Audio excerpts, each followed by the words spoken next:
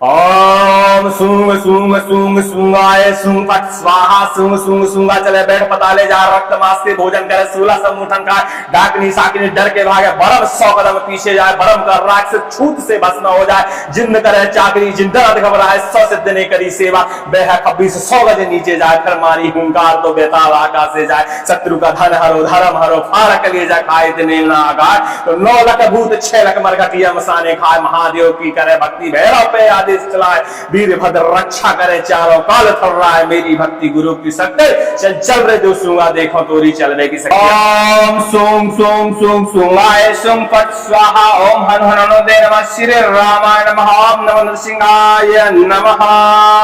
आज हम आपको एक ऐसे मंत्र के बारे में जानकारी देने वाले हैं जो बहुत ही शक्तिशाली मंत्र माना जाता है।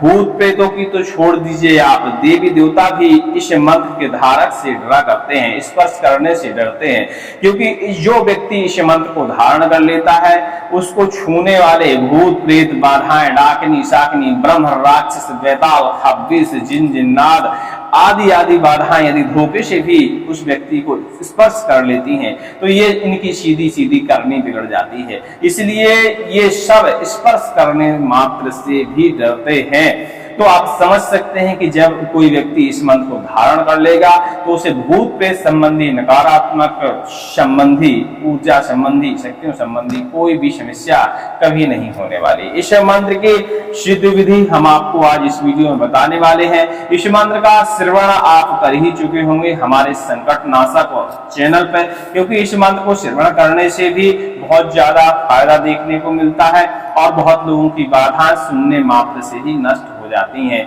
यह मंत्र बुंदेलखंड का बहुत ही खतरनाक और बहुत ही शक्तिशाली मंत्र माना जाता है। साबर मंत्र है लेकिन बहुत ही गोपनीय रखा जाता है। पूरे बुंदेलखंड में 10-12 लोग ही गिनती के ऐसे होंगे जो इस मंत्र का प्रयोग करते हैं और इस मंत्र का प्रयोग तभी किया जाता है जब लोग थक हार जाते हैं, कहीं उनका वश नहीं चलता, तब इस मंत्र का प्रयोग किया जाता है। लेकिन इस मंत्र को प्रयोग करने में एक नुकसान होता है कि जो भी देव या जो भी शक्ति आपको नुकसान पहुंचा रही होती है वह सीधी सीधी नष्ट हो जाती है। न वह स्वर्ग की रहती है, न नरक की रहती है, न धरती की रहती है। मतलब उसकी पूरी की पूरी करनी बिगड़ जाती है और असंख्य काल तक वह एक ऐसे नरक में तड़पती है कि उसका अब हम वृतांत नहीं सुना सकते। ऐसा हमको बताया गया है इस मंत्र के बारे में। इस मंत्र को सिद्ध करने की विधि वैसे आसान तो नहीं है, लेकिन साधक लोग इस मंत्र को सिद्ध कर सकते हैं कभी भी। इस मंत्र का प्रयोग इस प्रकार किया जाता है कि जब भी आपको किसी प्रकार की बाधा हो, खासकर चलाई गई बाधा हो या निकृष्ट प्रेतों की बाधा हो, उच्च कोटि के प्रेतों की बाधा हो, पुरधर के देवों की बाधा हो, तो सभी प्रकार की बाधाओं में इस मंत्र का प्रयोग किया जाता है। और खासकर उस जगह प्रयोग किया जाता है जब समझ में ना आए कि बाधा आखिर है क्या, या क्योंकि कई बाधाएं ऐसी होती हैं कि वो अपना राज कभी खुलने नहीं देती हैं। आप एक लोग के पास जाएंगे तो कुछ निकल के आएगा, अगले के पास जाएंगे तो कुछ और निकल के आएगा। यह क्रम हमेशा चलता ही रहता है और लोग हमेशा परेशान बने ही रहते हैं। तो ऐसे समय में सूंगा महाराज के इस मंत्र का प्रयोग किया जाता है। हमने बताया कि सावर मंत्र है लेकिन बहुत शक्तिशाली मंत्र है और यह बुंदेलखंडी सावर मंत्र माना जाता है। हमने बताया है गिने चुने लोगों के पास होता है, तो दुर्लभ मंत्र भी माना जाता है।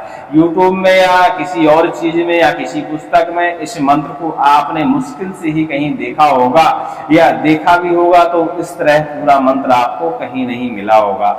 इस मंत्र को सिद्ध करने से साधक के ऊपर एक कवच तैयार हो जाता है।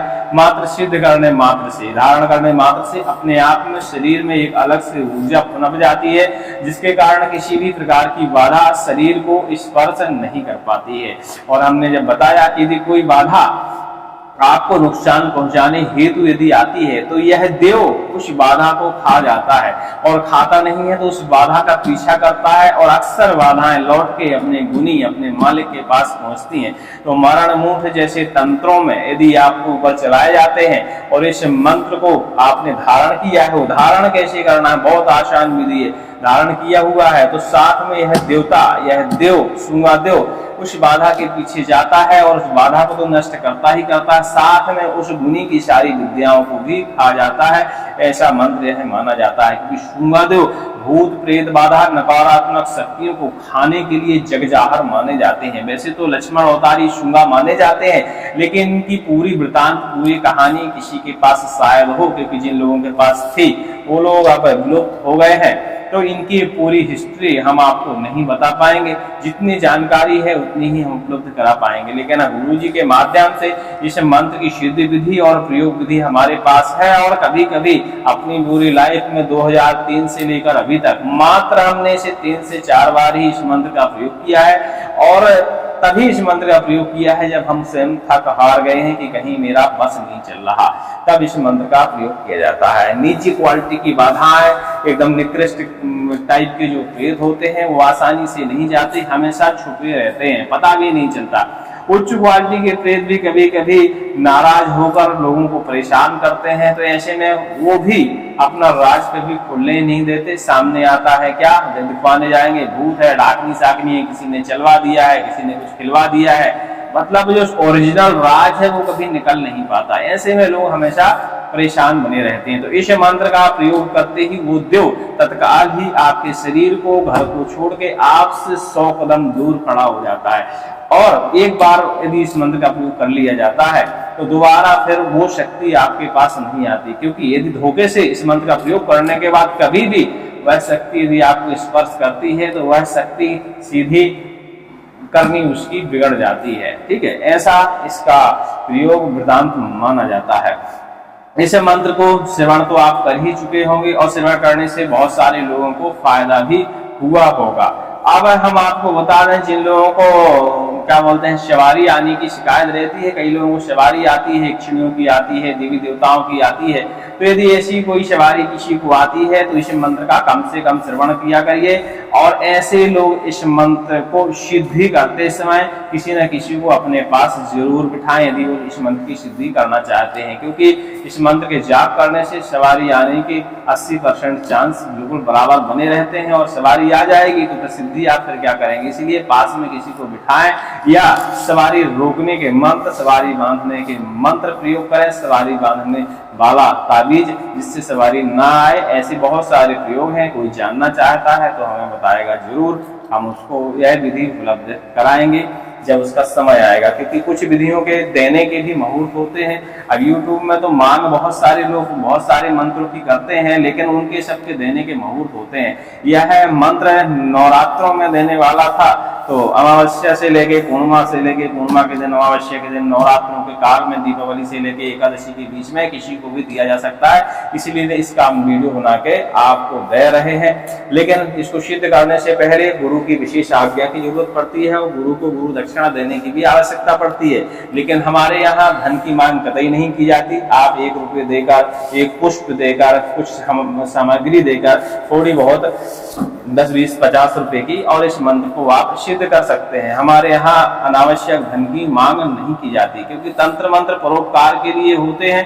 तंत्र मंत्र से धन कमाने की जो सोचता है, समझ लीजिए कि वो एकदम फ्रॉड है, और उसके मंत्र में फिर वो कार्य क्षमता नहीं रह जाती जो धन लेके। हाँ, कुछ मंत्र होते हैं जिसकी में साधना सिद्धि में धन खर्च होता है, लेकिन इतना भी नहीं होता। कई लोग तो हमने सुने, कमेंट आते हैं कि बोले हमसे 5 लाख रुपए मांगा गया, 1 लाख रुपए मांगा गया, इतना धन खर्च नहीं होता। किसी भी मंत्र की सिद्धि करें आप, 1 महीने से ज्यादा की उसकी कभी सिद्धि नहीं होती, और 1 महीने में जब तक करने में वृद्ध भी आदमी 24 घंटे रहे तब भी 10-15 हजार 11 हजार में कार्यक्रम निपट जाता है। और जब साधक को साधना करनी है तो उसको धन की क्या आवश्यकता, ठीक है, तो धन देने की जरूरत नहीं है। यदि कोई तंत्र मंत्र के नाम पर धन मांगता है तो धन ना बर्बाद किया करिए। हमारे शास्त्रों में ऐसे ऐसे उपाय लिखे हैं कि आप स्वयं उन उपायों को करके अपनी बाधा का हरण कर सकते हैं, बशर्ते आप लोग कोशिश नहीं करते हैं। तो कोशिश किया करिए, अपनी बाधाओं का हरण स्वयं किया करिए। हिंदू धर्म के हम लोग बालक हैं, और हिंदू धर्म ग्रंथों में ऐसे ऐसे उपाय लिखे हैं। तांत्रिक बनते कहाँ से हैं, इन्हीं ग्रंथों से तो बनते हैं। आप भी खोज करिए, पढ़िए और सीखिए, अपना भी भला करिए, दूसरों का भी भला करिए। तंत्र मंत्र परोपकार के लिए ही बनाए गए थे, उस जमाने में इलाज करने के लिए, क्योंकि उस जमाने में औषधियों की कमी रहा करती थी तो तंत्र मंत्रों से इलाज किया जाता था। बड़ी बड़ी साध्य बीमारियों को तंत्र मंत्र के जरिए नष्ट कर दिया जाता था और परोपकार के लिए ही बनाए जाते थे। उस समय इन मंत्रों का प्रयोग कर किसी भी प्रकार का कोई भी धन खर्च नहीं लिया जाता था, तो आज के समय में भी नहीं लिया जाना चाहिए। लेकिन अब कई लोग ले लेते हैं, तो अब भाई अपना अपना तंत्र विज्ञान है, पता नहीं कैसे करते होंगे, नहीं पता हमको। ठीक है, चलिए इस मंत्र की विधि जान लेते हैं। पहले इस मंत्र की सिद्धि विधि जान लेते हैं। आप यदि प्रयोग करने के इच्छुक हैं तो जरूर करिएगा। महाराज शुंगा का मंत्र नवरात्रों में सिद्ध किया जा सकता है, दीपावली से एकादशी के बीच में सिद्ध किया जा सकता है। नवरात्रें जितनी भी हमारे हिंदू धर्म में होती है, सभी प्रकार की नवरात्रों में इस मंत्र को सिद्ध किया जा सकता है। लेकिन इसकी जो अंतिम क्रिया है वो नवरात्रों के बाद करी जाती है, क्योंकि यह मंत्र एक दिन में सिद्ध नहीं होता है। इसकी आप चौथ के दिन, जैसे नवरात्रें पढ़ रही हैं तो चौथ के दिन इस मंत्र का जाप किया जाता है। इसकी 21 माला जप करी जाती है पहले दिन, और दूसरे दिन फिर 21 माला जप करी जाती है, तीसरे दिन इसकी 51 माला जप करी जाती हैं, तब जाके यह मंत्र सिद्ध होता है। इस मंत्र को हमेशा एकांत स्थान में सिद्ध करना चाहिए। कोशिश करना चाहिए कि घर में इस मंत्र को सिद्ध ना करें, क्योंकि घर में यदि इस मंत्र को सिद्ध करेंगे तो आपके कुल देवी देवता पितृ वगैरह सारी चीजें आपके घर से दूर हो जाएंगी। तो सिद्ध करते करते भूत प्रेत बाधा तो दूर हो ही जाएंगे, सारे देवी देवता भी दूर चले जाएंगे। तो ऐसे में घर में इस मंत्र का प्रयोग नहीं करना चाहिए, न सिद्धिकरण करना चाहिए। इसको किसी एकांत जगह में आप सिद्ध करें, और सिद्ध करते समय एक दो सहयोगियों को, मित्रों को अपने पास जरूर रखें, जो आपसे 50 फुट दूर खड़े होकर आपकी सुरक्षा करें, ताकि इसमें ये एक आसन में ही आपको करना होता है, इसलिए कोई आपसे टोके ना, बोले ना, कोई आपके पास जाए ना, कोई समस्या आती है तो वो सब संभाल लें। इसलिए 2-3 मित्रों को अपने पास इस मंत्र को सिद्ध करते समय जरूर रखें। ठीक है, इस मंत्र को पहले दिन 21 माला, दूसरे दिन 21 माला, तीसरे दिन 51 माला जाप करनी है, और तीसरे दिन जब 51 माला आप जाप करेंगे तो उसी दिन 51 बार इसका हवन भी कर देना है इसी मंत्र के जरिए। बस इतने में यह मंत्र सिद्ध हो जाता है। हवन करने के बाद, अब नवरात्रों की बात थी, आप 3 दिन आपने यह कार्यक्रम कर लिया। चौथ के दिन से आप नवरात्रों में जब भी चौथ आती है उस दिन से इस मंत्र का जापन शुरू कर सकते हैं। दीपावली के बाद भी एक चौथ आती है, उस दिन से भी इस मंत्र का आप जापन शुरू कर सकते हैं, तभी यह मंत्र सिद्ध होगा। इसके बाद नवरात्रें अब खत्म हो गई, एकादशी निकल गई। तो एकादशी निकलने के बाद आखिर जो पूर्णिमा आती है, पूर्णिमा के दिन इसकी संपूर्ण विधि की जाती है। तो संपूर्ण विधि में एक मदरा, देसी मदरा जो आती है कच्ची धार वाली, उसको आप लाइए, एक पाव करिए, एक देसी अंडा। यह वैसे सात्विक, हमारी सात्विक पूजाएं होती हैं, लेकिन कभी कभी थोड़ी बहुत क्रियाएं उल्टी सीधी करनी पड़ती हैं देवताओं को प्रसन्न करने के लिए। तो देसी अंडा एक ठो आप लेके आए, मुर्गी का हो सकता है, यदि आपको काली मुर्गी का अंडा मिल जाए तो अच्छी बात है। अब उस अंडे को आपको नुकसान नहीं पहुंचाना है, लेकिन अब पूजा में उसकी जरूरत है तो भाई उसको आप लाइए जरूर, क्योंकि अब वो विधान ही है तो क्या किया जाए।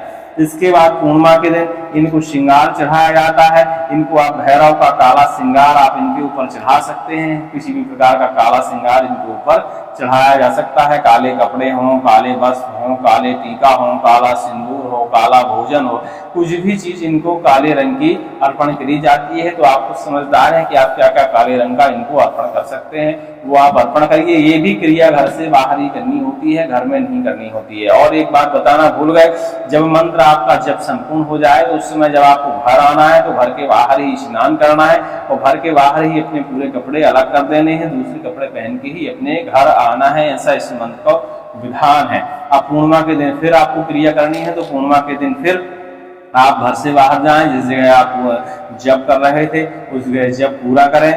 पूरा करने के बाद अब इस क्रिया को आपको करना है। उस समय इस अंडे को एक पान के पत्ते के ऊपर रख देना है, और हाथ में वो मदरा जो कच्ची धार वाली थी उसको आपको दाहिने हाथ में पकड़ना है, और इस मंत्र को बोलना शुरू करना है। महाराज शुंगादेव का स्मरण करना है, दीपक की पकड़ियां जला लीजिएगा।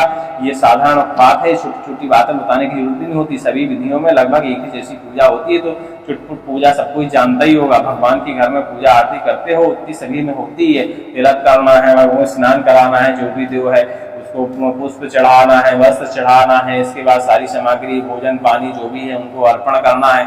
अलग से कुछ नहीं करना होता, ठीक है, वही सब होता है। बस थोड़ी सी विधियां चेंज होती हैं, और अलग से कुछ नहीं होता। अब ढंडक मंडल जिसको बताना हो तो कुछ भी बता सकता है कि आदमी सिद्ध ही न कर पाए। तो वो सब नहीं है, मंत्र बहुत आसानी से सिद्ध हो जाते हैं। ठीक है, इसके बाद नींबू को, वो अंडे को पान के पत्ते के ऊपर रखना है। एक हाथ से आपको मदिरा की वो पौवा जो भी है जिस बर्तन में भी है उसको एक हाथ से ले लेना है, उसमें छेद कर देना है, धीरे धीरे उसकी दारू या मदिरा गिरनी चाहिए। इसके बाद ये इस मंत्र को आपको 5 बार बोलना है और वो मदिरा इस अंडे के ऊपर धीरे धीरे गिराते जानी है। ठीक है, 5 बार मंत्र बोलते बोलते तक वो मदिरा खत्म नहीं होनी चाहिए, ध्यान देना है। तो एकदम धीमे धीमे गिराइएगा। जब पूरी हो जाए मंत्र की क्रिया 5 बार आप पढ़ लें तो वह मदिरा फिर पूरी उस अंडे के ऊपर गिरा दें। और उस अंडे को यदि मुर्गी का लाए हैं आप, बच्चे देने वाली मुर्गी होगी तो उस अंडे को फिर धुल के उसी मुर्गी के पास वापस कर दीजिए। और भैया नहीं करना है तो वहीं जहाँ है वहीं छोड़ के रख दीजिए। ठीक है, इसके बाद फिर अपने वस्त्र उतारिए, कपड़े उतारिए, दूसरे कपड़े फिर पहनिए, उन कपड़ों को उसी जगह छोड़ के चले आइए। ठीक है, ये तो इसकी हो गई सिद्ध विधि, बहुत ही आसान थी, कोई दिक्कत नहीं है, इतना तो सब कोई कर ही लेता है।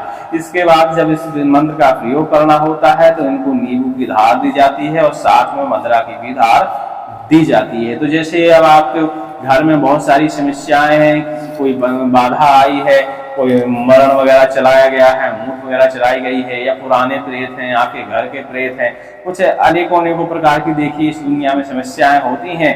अब सब कोई ज्ञानी नहीं होता कि उनके बारे में पता लगा पाए, लेकिन उपाय बहुत लोगों के पास होते हैं और लोग बताते नहीं हैं।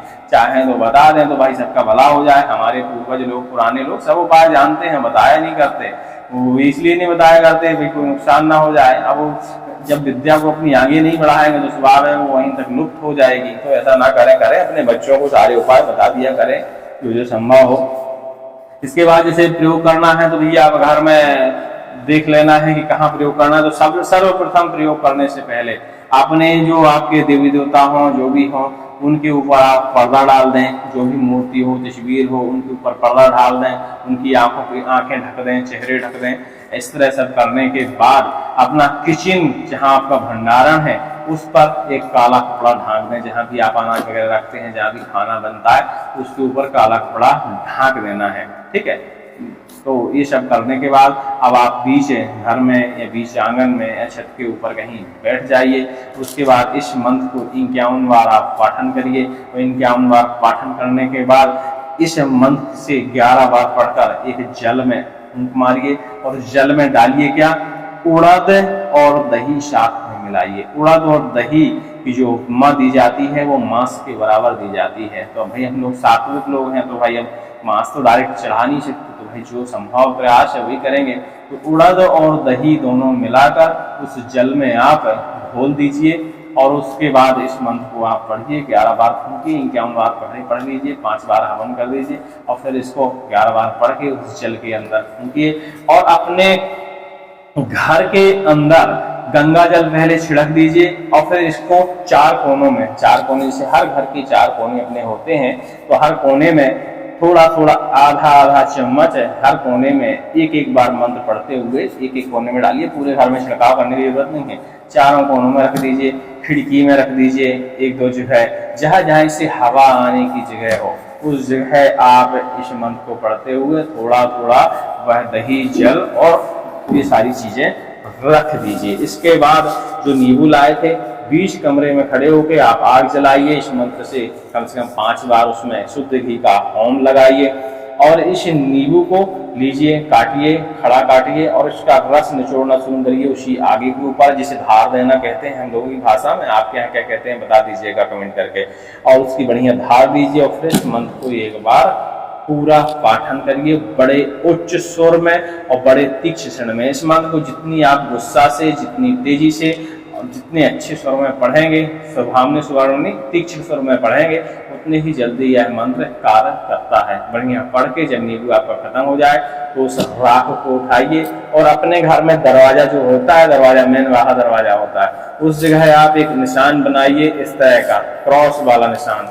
ये देखिए एक क्रॉस वाला इस तरह का निशान बनाइए और इसके बीच में अभी 4 खाने बच रहे हैं तो उसी से 3 बिंदी ओम सुं सुं सुंगाय सुं फट स्वाहा, ओम सुं सुं सुंगाय सुं फट स्वाहा। इस तरह इस मंत्र को, इसके बीज मंत्र को पढ़ते जाइए और 3-3 बिंदी इसी भस्म से इस तरह बनाइए। देखिए इस तरह ये ऊपर बना दी, फिर इधर बना दी, फिर इधर बना दी। मेन दरवाजे के ऊपर सामने आपको ये बना देना है। ठीक है, इसी मंत्र को पढ़ते हुए आप चाहें तो कील भी पढ़ सकते हैं। कील पे जब धागा आप लपेटेंगे तो इस मंत्र को एक बार पढ़िए और 7 बार धागा पर राउंड मार दीजिए और इस मंत्र को पढ़ के कील को बढ़िया फूंक दीजिए और उसी दही और उड़द वाले पानी में उस कील को एक बार डुबाइए और अपने दरवाजे में कील जाके ठोक दीजिए। इतना करने से सभी प्रकार की बाधाओं का कीलन हो जाता है। वो फिर भाग तो पहले ही जाती है जब आप मंत्र पढ़ रहे थे, इसके बाद जब कील देंगे आप तो कभी भी वह बाधा आपके घर नहीं आ पाएंगी। अब इसके बाद मेन उपाय आता है, जब ये तो आपने पूर्णिमा के दिन कर दिया, ठीक है, अब अंगुली पूर्णिमा जब आती है, अंगुली पूर्णिमा आती है, पूर्णिमा के बाद फिर एक चौथ पड़ती है, तो चौथ के दिन शुद्ध गौ के गोबर, गौमूत्र, ठीक है, थोड़ा सा घी, थोड़ा सा दही, थोड़ा सा दूध, सारी चीजें पंचगव्य जिसे कहते हैं, आप बना ही लेंगे, किताबों में पढ़ लेंगे, मिल जाएगा, नहीं इंटरनेट पे देख लीजिएगा पंचगव्य होता क्या है। ठीक है, गंगा जल भी साथ में और बढ़िया इसको एक कसेड़िया भर पानी, कम से कम 5-6 लीटर पानी में इसको बढ़िया घोलिएगा, पंचगव्य बना के घोलिएगा और इसमें गायत्री मंत्र हो गया, नारसिंह मंत्र हो गया, ओम नमो भगवते वासुदेवाय नमः हो गया, कोई भी मंत्र, ओम नमः शिवाय मंत्र हो गया, कोई भी मंत्र, किसी भी ईश्वर का आप मंत्र बढ़िया पढ़ते हुए उनको इसका बढ़िया अर्पण करिए, उनको थोड़ा सा पंचगव्य को, और इस पंचगव्य का पूरे घर में छिड़काव कर दीजिए। अब अपने जो देवी देवता जो ढके हुए थे उनकी आंखें पट्टी खोल दीजिए, पर्दे खोल दीजिए और कोशिश करिए कि गऊ के गोबर से अपने पूरे घर को लिखवा दीजिए। यदि पक्का घर है तो भैया एक बाल्टी पानी में थोड़ा सा गऊ का गोबर डालिए, इतना चुटकी भर, और उसको खोल लीजिए और पूरे घर में पोछा लगवा दीजिए। ऐसा करने से आपका पूरा घर पवित्र हो जाता है और फिर वहां आपके कुलिष्टों का, पितरों का, देवी देवताओं का वास हो जाता है, जिसके कारण दोबारा किसी भी प्रकार की बुरी शक्तियां आपके घर में आक्रमण नहीं करती। अक्सर जब बुरी शक्तियां आक्रमण करती हैं तो इसका मतलब होता है या तो आपके पितृ बंधक हैं या आपके कुलिष्ट बंधक हैं या उनकी शक्ति कमजोर है। तो हवन पूजन पाठ भैया करते रहा करिए उनके नाम से, ताकि उनकी शक्ति बरकरार रहे, वो हमेशा हमारी रक्षा करते रहे। इस मंत्र को यदि आपने एक बार इस तरह कर लिया तो इसके बाद दोबारा इसकी जो ऊर्जा है वो आपके दिमाग में, आपके शरीर में हमेशा जिंदगी भर बनी रहती है। तो इसकी ऊर्जा के कारण किसी भी प्रकार का प्रेत, किसी भी प्रकार की बाधा या किसी भी प्रकार का इष्ट जो आपको नुकसान पहुंचाने की कोशिश करता है वह कभी आपके पास आ नहीं पाता है। इस मंत्र के ऐसे प्रमाण देखे जाते हैं। उम्मीद करते हैं यह छोटी सी विधि आप समझ गए होंगे। और किसी प्रकार का सवाल हो, कोई क्वेश्चन हो तो आप टेलीग्राम में हमसे संपर्क कर सकते हैं। हमारे टेलीग्राम में आजकल बहुत फ्रॉड लोग जुड़ गए हैं। कोई यदि धन की मांग करता है तो बिल्कुल उसे धन दान न करें। हमारे यहाँ किसी भी तंत्र मंत्र प्रयोग में धन नहीं लगता है। ठीक है, आपकी श्रद्धा है कि आप नारियल प्रसाद को चढ़ाना चाहें वो बात अलग है, वो कर सकते हैं। बाकी हमारे यहाँ तंत्र मंत्र के नाम पे किसी भी प्रकार का धन नहीं मांगा जाता। ठीक है, और हम तांत्रिक तो बिल्कुल है ही नहीं, तो ये भी आप समझा करिए कि हम तांत्रिक नहीं हैं, तो हमारे यहाँ धन की जरूरत नहीं है। तांत्रिक लोग ये धन लेते हैं, हम तो भाई बालाजी के भक्त हैं, छोटे से भक्त हैं। जो संभव प्रयास उपाय बनता है वो आपको बता देते हैं, यही सोच कर कि हो सकता है किसी न किसी का भला हो जाए। बशर्ते आप कोशिश कर रहे हैं ज्ञान अर्जित करने की, बालाजी की कृपा हुई तो भाई मिल ही जाएगा। ठीक है, तो जो हमसे मदद करते बनेगी लोगों की उतनी तो हम कर रहे हैं। बाकी मदद जब तक आप कोशिश नहीं करेंगे तब तक आपकी मदद फिर कोई नहीं कर सकता। ठीक है, और तांत्रिकों के चक्कर में कम रहा करिए, अपनी मदद स्वयं करने की कोशिश किया करिए। सबके अंदर एक ईश्वर होता है, सबके अंदर अपनी अपनी ऊर्जा होती है। आप यदि कोशिश करेंगे तो तांत्रिकों से भी ज़्यादा बड़ी सिद्धियां पा सकते हैं और अपनी और दूसरों की बुराइयों को या बाधाओं को नष्ट कर सकते हैं। ठीक है, सभी को जय श्री राम, जय श्री देव की, जय हनुमान जी महाराज।